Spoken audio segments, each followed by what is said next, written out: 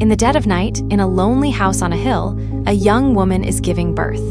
3 witches help her, while one creates a barrier meant to keep out a grim horseman named Draka. After much suffering, the girl dies, but gives birth to a healthy and unusual baby boy. He's a Dampyr, a creature born from the union of a vampire and an ordinary human. The vampire Draka demands that the witches immediately hand over his son, but the women refuse and say that the boy will stay with them until he learns to make his own choices.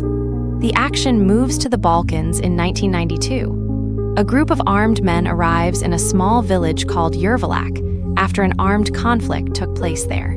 Command ordered them to collect the corpses, and there were many to be found.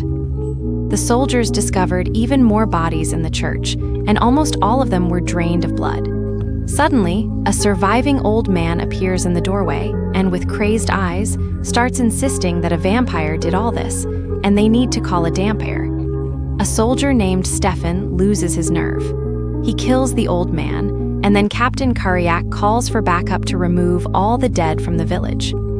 Meanwhile, that same Dampyr, whose name is Harlan, has been having increasingly disturbing dreams.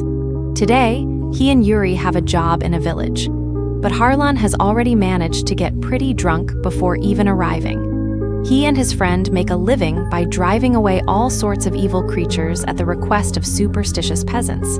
Today, they were called to the cemetery to drive away a vampire. As always, Yuri delivers a dramatic speech to the gullible villagers, after which Harlan performs an exorcism ritual. Muttering a meaningless jumble of words to himself, he then wisely declares that evil will no longer trouble them. Everything ends with noisy celebrations, dancing, and drinking. In the evening, Captain Kuryak tries to contact headquarters, but due to interference, he doesn't get a response, so he orders all his men to remain vigilant. When night falls, 2 soldiers, Peter and Yanka, are standing guard outside. Suddenly, a woman emerges from the darkness and starts calling for help. But when Peter approaches her, the stranger immediately attacks him. Kuryak hears the soldiers' screams and heads toward them with the rest of the squad. He divides them into 2 groups, one of which is soon attacked and destroyed by vampires, who then retreat. The surviving and severely wounded Joseph manages to report to the captain that bullets are useless against these creatures. His words trigger a panic attack in a soldier named Lazar. He says the old man was right and begs the commander to let him bring someone who can deal with these spawns of evil.